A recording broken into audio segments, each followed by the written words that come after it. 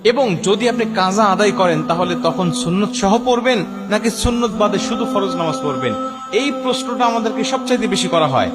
আমরা জানি পবিত্র কোরআন সূরা নিসার 103 নম্বর আয়াতের শেষের অংশে আল্লাহ পাক বলছেন, ইন্নাস সালাতা কানাত আলাল মুমিনিনা কিতাবাম মাওকুতা। আমি আল্লাহ তোমাদেরকে নির্দিষ্ট সময়েই নামাজকে ফরজ করেছি।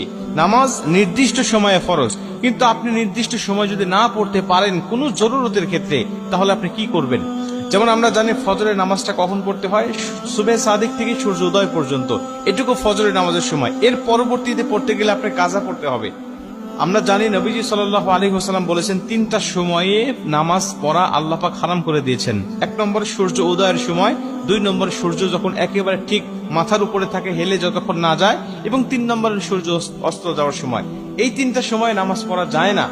এবং রাসূল সাল্লাল্লাহু আলাইহি ওয়াসাল্লাম বলে দিয়েছেন যে যদি ঘুমের কারণে অথবা যে